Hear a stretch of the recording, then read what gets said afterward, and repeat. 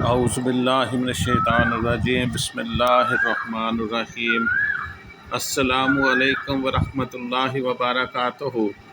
ایمان بخیر زندگی، الیوم الجمعۃ المبارک۔ آئیے حضور سرور کائنات احمد مجتبیٰ صلی اللہ علیہ وسلم کی شان اقدس میں درود پاک کا نذرانہ پیش کریں۔ اللہم صلی علی محمد وعلی آل محمد کما صلیت علی ابراہیم وعلی آل ابراہیم انک حمید مجید۔ اللہم بارک علی محمد وعلی آل محمد کما بارکت علی ابراہیم وعلی آل ابراہیم انک حمید مجید۔ برائے مہربانی درود پاک کا ہدیہ دل و جان و خلوص نیت کے ساتھ پیش کیا کریں، کیونکہ ہم جس دن اپنے اچھے اعمال کے پلڑے کو بھاری کرنے کے لیے پریشان ہوں تو اس دن درود پاک کا وزن دنیا کے عظیم ترین پہاڑوں جیسے اعمال سے بھی وزنی ہوگا۔ یہی عمل ہماری بخشش کا عظیم ترین ذریعہ ہے، آمین یا رب العالمین۔ یہ پوسٹ آپ سب کے نام ہے میرے عزیز محترم۔ کچھ لوگوں سے کوئی تعلق نہیں ہوتا مگر پھر بھی وہ اچھے لگتے ہیں، اور یہ اچھا لگنا عشق یا محبت والا نہیں بلکہ عزت و احترام والا ہوتا ہے۔ جیسے مجھے آپ لوگ بہت عزیز ہیں، اور یقین کریں میں جہاں کہیں بھی ہوں جیسے بھی ہوں پوسٹ کرنا نہیں جولتا۔ آپ کی میرے ساتھ اور میرے آپ کے ساتھ محبت ہے، انشاءاللہ اللہ نے چاہا تو کبھی کم نہیں ہوگی۔ اللہ پاک آپ سب سے راضی ہوں، خوش رہیں، خوشیاں بانٹیں۔ اے زمین و آسمان کے رب، ہماری تمام نیک خواہشات کو پورا فرما دے، آمین یا رب العالمین۔ فکر آخرت، کبھی کبھی لگتا ہے کہ سب کچھ ختم ہو گیا ہے، کوئی نہیں سمجھتا، کوئی نہیں سنتا، ہر طرف اندھیرا سا ہوتا ہے اور دل تھک جاتا ہے، لیکن اسی وقت دل کے اندر سے ایک آواز آتی ہے، تمہارا رب تمہارے حال سے بہتر واقف ہے۔ یہی یقین انسان کو سنبھالتا ہے، اور لوگ صرف ظاہر دیکھتے ہیں لیکن رب تمہارا باطن جانتا ہے۔ اس کے لیے گھبراؤ مت، رک جاؤ، دعا کرو، رب پر بھروسہ رکھو، جو تم لے گیا وہی تمہارے لیے بہترین لکھنے والا ہے۔ فکر آخرت، ایک دن ہم بغیر الوداع کیے رخصت ہو جائیں گے۔ ہم جو چاہتے ہیں وہ جو نہیں چاہتے سب یہیں کا یہیں رہ جائے گا۔ آزمائشیں مگر صبر والوں کے لیے خوشخبری۔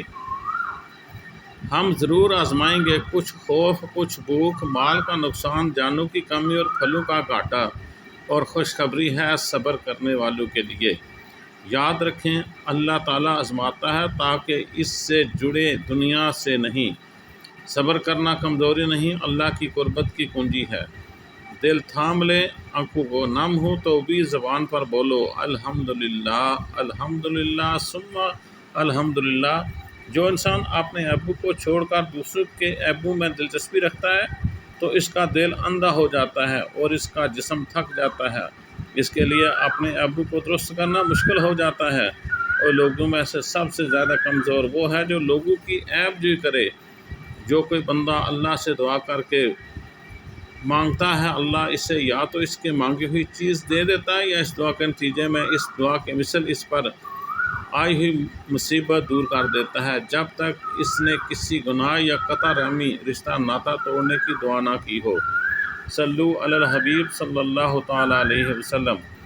جب دل سے اللہ مل جاتے ہیں تو راحت سکون قلب، پھر جو بھی برا ہو یا برا نہیں لگتا، بس انسان کو اللہ کی طرف لے آنے میں جلدی کرنی چاہیے، کیونکہ جو راحت سکون اللہ کی ذات انسان کو دیتی ہے دنیا کی کوئی چیز نہیں دے سکتی۔ اپنے آپ کو اللہ کے سپرد کر کے تو دیکھیں، وہ آپ کو ایسے ایسے نوازے گا کہ آپ سوچ بھی نہیں سکتے۔ بس وہ اللہ انتظار میں ہے کہ کب میرا بندہ میرے پاس آئے گا، معاف کر دے گا تمہاری ہر ایک خطا کو، لوٹ آؤ رب کی طرف۔ اللہ کا انصاف۔ یہ ایک واقعہ میں آپ کو بیان کرنے جا رہا ہوں۔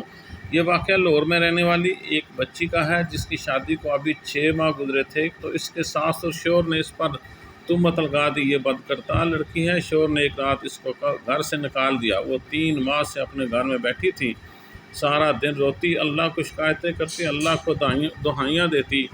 اس نے مجھ سے رابطہ کیا، میں نے درود شریف و تہجد پڑھنے کا مشورہ دیا، بہت زیادہ تکلیف میں تھی۔ آج صبح مجھے اس بچی کا پیغام موصول ہوا جس میں اس نے مجھے بتایا کہ آج الحمدللہ میرا انصاف کر دیا ہے اللہ نے۔ جس بندے نے مجھے تہمت لگائی تھی اسی کو اللہ نے گھر سے نکلوایا۔ کل رات اس لڑکی کو اس کے شوہر نے تہمت لگا کر طلاق دے دی۔ یہ واقعہ آپ کو بتانے کا مقصد یہ ہے کہ کائنات اللہ کی ملکیت ہے، ہم سب محتاج ہیں، ہم سب کو اپنی اوقات میں رہنا ہے، چاہے ہماری کوئی حیثیت نہیں، وقت سب کچھ سکھا سکتا، اللہ تعالیٰ وہ رحیم و کریم ہے اور انصاف کرنے والا ہے۔ اللہ سے ڈریں، خطا نہ بنیں، جھوٹی تہمت، شک و رائے دینا سب بہت بڑا گناہ ہے۔ درود شریف پڑھ کر ڈن کریں محبت سے۔